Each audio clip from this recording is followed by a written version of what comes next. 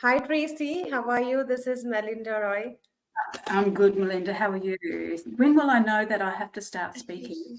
I'm doing great. So you're the last speaker for the day one. So I think Yes. you hope enjoyed this speaker's presentations for the whole day. So before getting into the details, so I would like to give a brief introduction of yours to the audience. Thank you. Thank you. And then I start. So Tracy Chapman is one of the few resilience and transformation coaches in the world who has walked the painful grief journey. She specializes in assisting executive men and women in navigating their grief journey. Her expertise is helping them regain their strength, discover their resilience, and reclaim their lives with a renewed sense of purpose and inspiration. Her goal is to empower them to move forward confidently no matter their story of grief. So that was a great introduction. So you can start your presentation. Good luck. Thank you. Thanks, Melinda.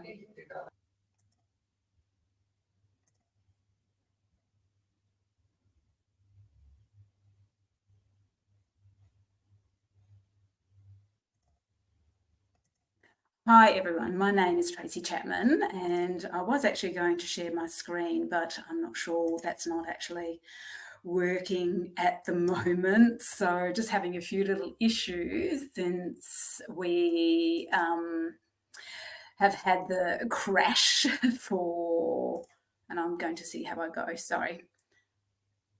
Right. My name is Tracy Chapman, and I'm going to talk to you today about your pain can be your greatest transformation. And there are only two ways to live your life. One is as though nothing is a miracle, and the other is as though everything is a miracle. And why I say that is we go through life, and life is such a transition of experiences, seeking happiness and seeking everything external to us. But when we seek everything external to us, you're not going to find that true and utter happiness, because real happiness comes very much internally from who we are, and real happiness comes from deep within us. And I didn't realise life presented transitions for me to grasp and really learn about the evolution of myself. And I think that actually happens to everyone in our life. So I want to talk to you about today about something that changed my life from who and what I thought myself and my life to be, and that is grief. Grief is a word that most people shy away from. People don't know how to talk to people who are grieving. They don't know how to console people, because grief is not just one thing. It comes in many forms. And I really didn't realise that life presented to me for my own transition and my own evolution. And overcoming grief takes deep work. It's work that you feel maybe break you open, and it really takes, and what I have learned is resilience, vulnerability and courage. And of course, love is the ultimate one to all of us when we're going through our grieving. So if you're going to show up in your life, there is only one guarantee, and that is that you are going to get your ass kicked. And I have had that happen to me profoundly in a number of ways, but there's been two ways that have really transformed my life. I've invested over 40 years as a researcher and have been researching grief and loss since 2017, teaching insights about resilience, vulnerability, courage, and well-being. And so when it comes to loss, the definition of loss is the experience of being deprived of something valued or cherished, is something that you really cherish. And it can be tangible. It can be like the death of a loved one, the end of a relationship, or the loss of a job, or intangible, such as the loss of health, dreams, or opportunities. But when you define it against grief, grief, on the other hand, is a natural response to loss. It encompasses a range of emotions and thoughts and behaviours that people typically experience after losing something or someone important to them. These emotions can really bring about so many deep emotions of sadness, anger, guilt, confusion, and real yearning. And why I say that, in my real profound loss happened to me in 2017. I was at home working with a partner in my home office, and he left, and I received this phone call. And this phone call was my son, who at the time was 32. And she said to me, "Sorry, Tracy, but your son, Tristan, is missing, and I've called the police, and I'm not sure if you would like to come over to his house." And instantly, I felt this complete and utter dread to my stomach. And I said, "Right, I'll be there in a minute." And I grabbed my keys and I rushed out that door. And as I was driving over to my son's place on the freeway, I called my husband, who was at a conference at the time. And I told him, what was happening. And he said, "I'll be there, right away." And I said, no, you stay at the conference. I'll call you when I know what is going on." And when I got to my son's place, there were police there, and one of Tristan's work colleagues came and met me out at the car and took me inside to Tristan's bedroom. And I just had this feeling of complete and utter dread, because a mother knows when something is wrong with their child. We're like lionesses, protecting our children. And I was sitting in there with this beautiful young police officer, and he was asking me all these questions, and I was just getting more and more confused, and this feeling of dread was just getting worse and worse. And he had to leave the room because he had to take a phone call. And when he came back in, he just looked at me, and that look on his face was, "I am really sorry. We found your son. He's no longer with us." And those words turned my world upside down. And if any of you have children, I'm sure you would realize that our children are our lifeblood. We give birth to them, we carry them, and they're everything that we strive for in our life. And those words of death by suicide, my world, my life just turned upside down from that moment on. And I struggled to comprehend what was going on. And that's my son there, and he was a youth pastor.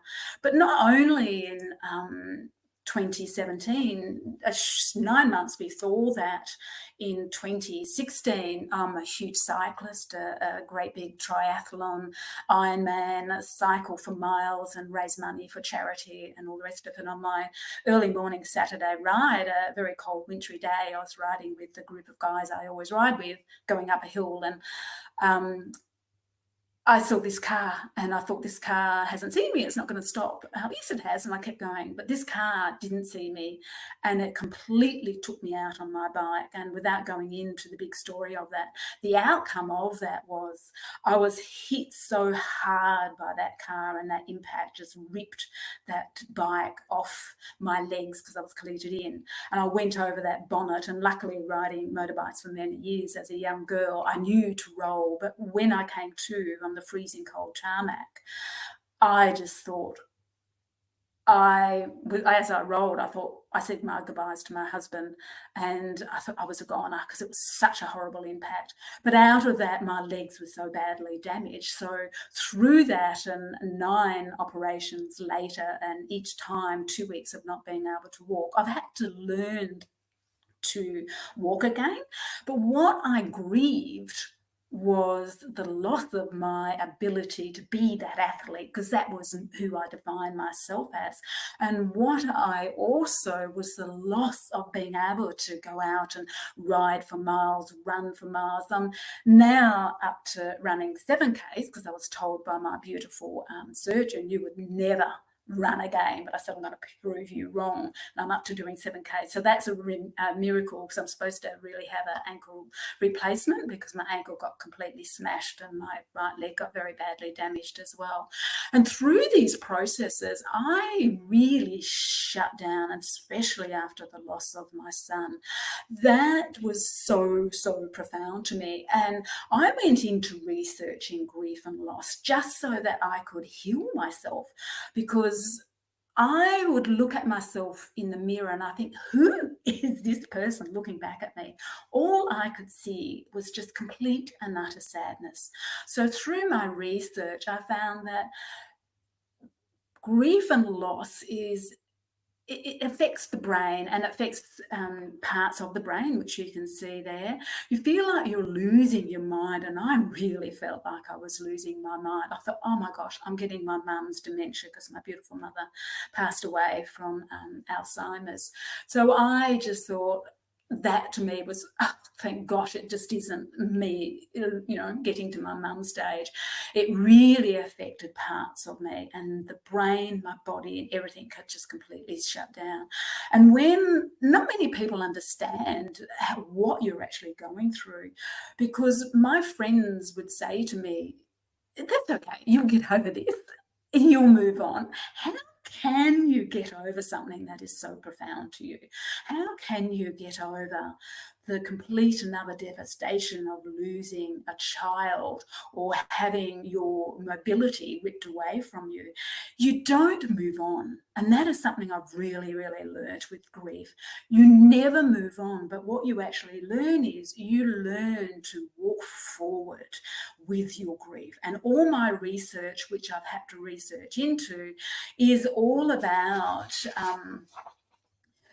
it's about resilience and vulnerability and courage and absolute love, a love for living, love for yourself, and love for everything around you. So you really, to transform, you have to dig deep. And Lisa Schulman, she's a neurologist, she did studies on the brain and how the emotions of trauma or loss results in serious changes in the brain and functions that you endure. And when you don't deal with your pain, it comes out within your body. And that's what I was really finding for myself, because I was not putting my pain down, because I thought if I put down that pain of losing my son, then I was forgetting my son, and I did not want to forget him. But what I was actually doing to myself was I was causing so much ill health to my body in so many different ways, from hair loss, skin issues, stomach issues, because I wasn't dealing with that pain. I had to deal with that pain, but I was too scared to put that pain down. But for me to move forward, I really had to dig deep of, okay, what do I want my life to actually be? And my life was really about living. My life was about my well-being. So that's why I just did so much research into the grief and the loss. And then I really started researching into what resilience was, what vulnerability was, what courage was. And the ultimate to me is love, because I had such a profound love for my son, and such a profound love for the outdoors and my cycling and my health and my fitness. But those were just completely taken from me. And that's why I say happiness, when you seek it externally, can be ripped from you in one moment in time. You have no control of that. So I had to really go through into, okay, who is Tracy as a person? That real deep dive into myself as who I am, to find that complete and utter joy and happiness again, because I had no joy. I had no happiness. Yes, I had my husband, my beautiful fur babies, and my son and my friends, but I didn't feel that I had the life that I had. Because what we do, and I call this in my coaching program, the raw journey, the raw journey of transformation, because grief is so raw. It is really, really raw when you have been taken to the depths of that darkness that you don't know who you are anymore, and you struggle to get out of bed, and you struggle to want to get on every day. Because someone said to me, well, what do you mean by the raw journey? And I said, if you've experienced real and utter grief and loss, you'd know it's raw, because it is so raw to tap into who you are.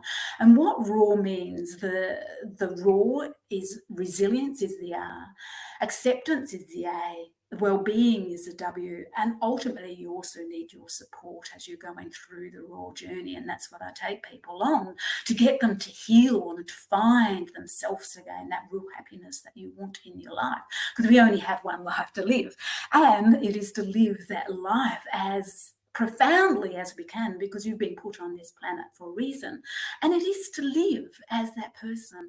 And that is what my grief has really taught me, and that's why I love that quote at the beginning. I thought, how can it be a miracle that I've gone through these two huge transitions? I don't think it's a miracle, but it has been a miracle. It's really taught me about how to live fully, how to live ultimately, because it was finding that resilience. The first letter of raw is R. That resilience to go on in life, that resilience to rebuild who you are, that resilience to find and go through that utter dark pain that you have to go through to get to the other side. And I say it's like breaking open to open, because I wasn't allowing myself to break open. I was shoving that lid back down on that Pandora's box, because there's no way I wanted to feel that pain that I really felt when I heard those words, death by suicide, when my son passed. That was just the worst experience to go through, and I wouldn't want it for anyone, because it was just really turned my life upside down. But I had to find that resilience in myself to heal, and I wanted to heal. So the first one in raw is resilience is raw, and it is raw. So the next one is acceptance. We have to find complete and utter acceptance for what has happened. We have to find complete and utter acceptance for what we've been through, because until you find that acceptance, you're always going to be, and I liken it to driving down the road in your car, and you're constantly looking back here in the rearview mirror, because you're so busy living back there in those yesterdays of your experience and what life has thrown at you, because life can throw at you without you being ready for it.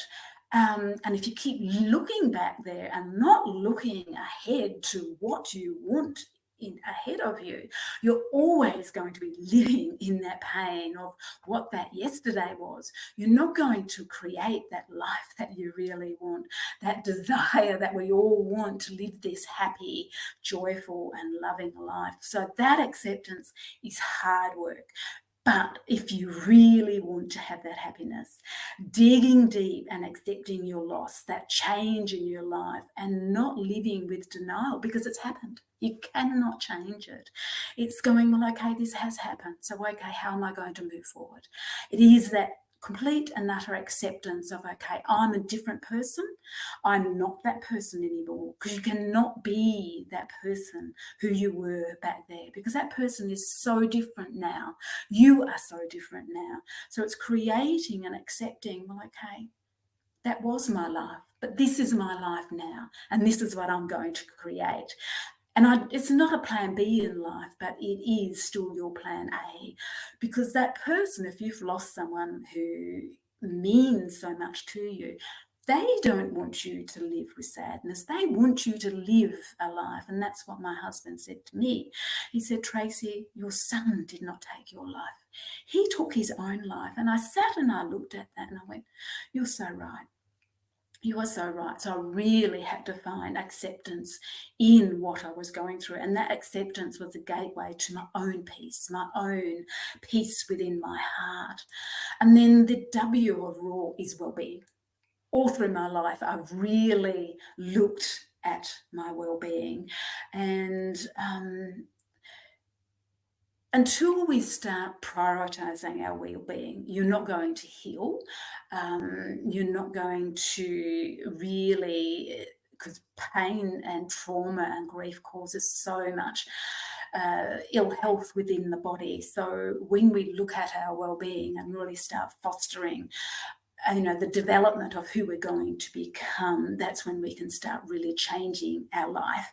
And when we accept our pain, our traumas within our body start releasing as well. And I can tell you that for sure, because I was having such great pain on the right side of my body. And that was because that was where I was holding my pain and my trauma. But it was when I started working through all my research and working with my own coaches to get myself through what I was going through, I was able to start releasing that. And that pain that I had, it just disappeared. I still now and again get pain within my shoulders and that, but I know that, Tracy, you've got to sit down again and really look at what's going on, because this conference is all about positive psychology and mental health.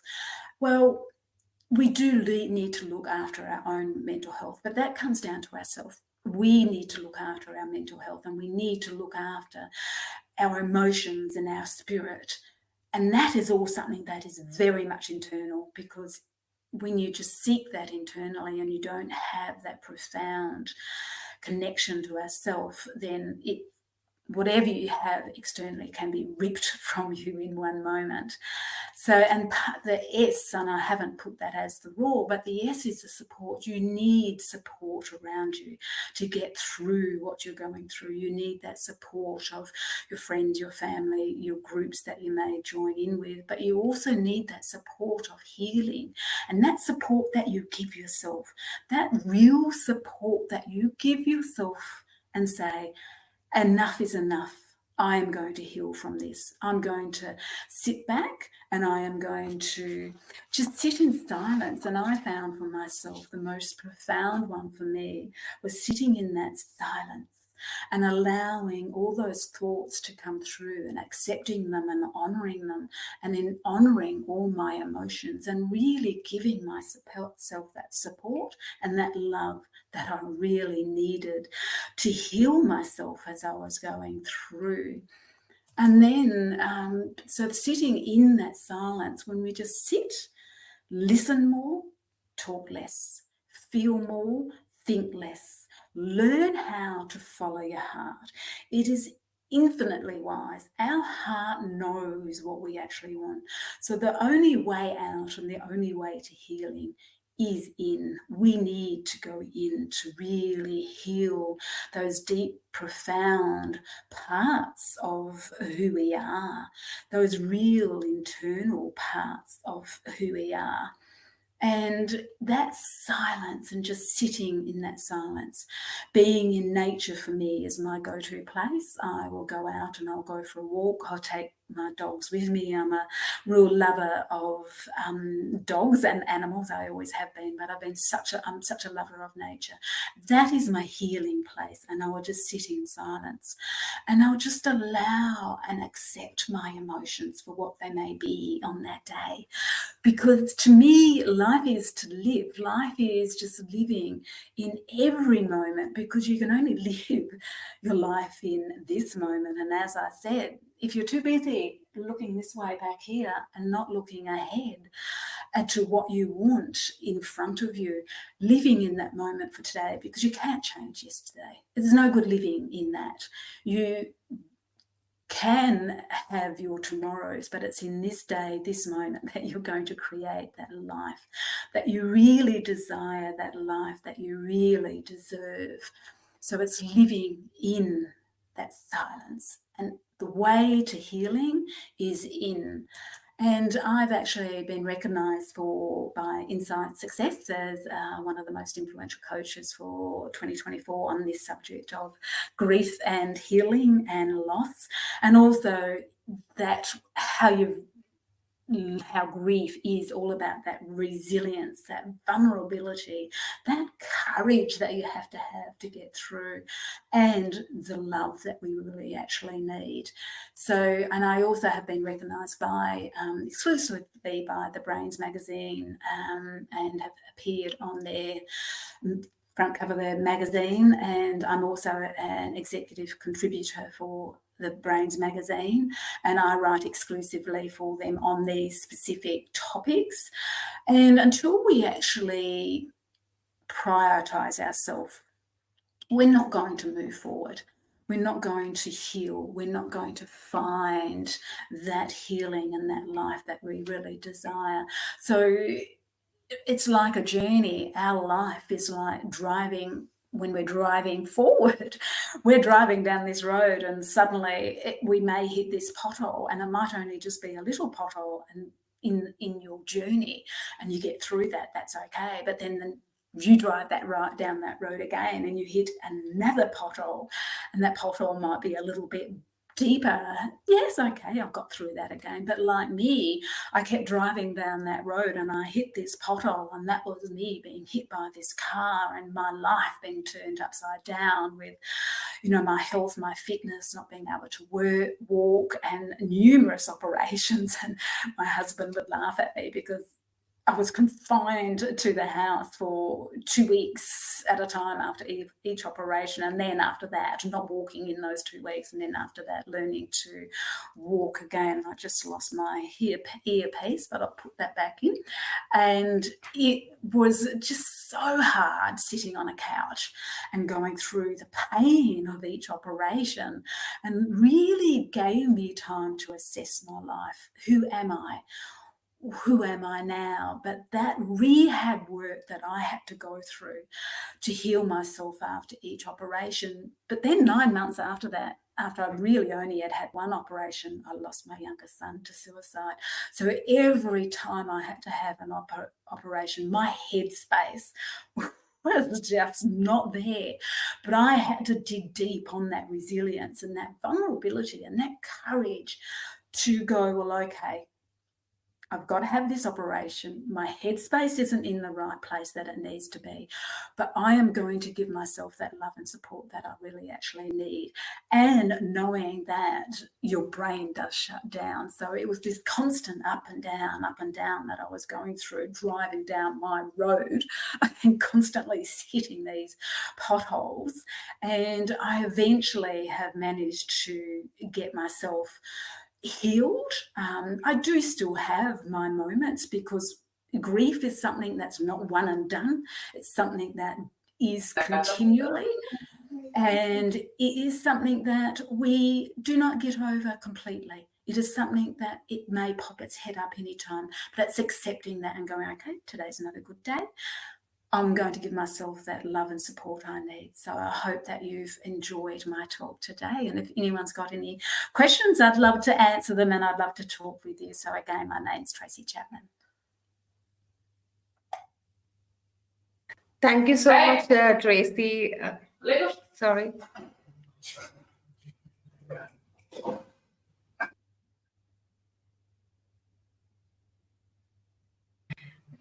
Thank you so much, Tracy, for the great inspirational and motivational presentation. Thank you. Thanks, Melinda. And thank you to Win Conferences as well for having me on this amazing conference.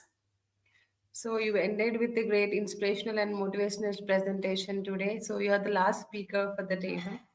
So hoping so you can attend for the other 2 days with the same energy for today and tomorrow, for the day 2 and day 3, and please encourage other speakers as well with your questions, and lots of love.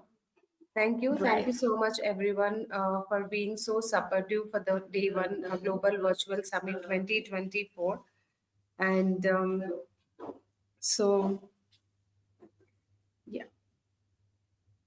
So, yes, so as we bring this incredible Global Virtual Summit 2024 to a close, I am filled with profound gratitude and admiration for each of you. We have witnessed the power of collective action, shared experiences, and the boundless potential within us all. Throughout our time together, we engaged in thought provoking discussions, forged new connections, and gained invaluable insights that will shape our paths forward. From inspiring keynotes to vibrant breakout sessions, this summit has been a testament to the transformative power of our community. Thank you all for your participation and commitment. So, this is Melinda Roy. I'm signing off for the Day 1 Global Virtual Summit 2024. So, hoping with the same energy and your continuous support for the day 2 as well. Thank you. Bye bye.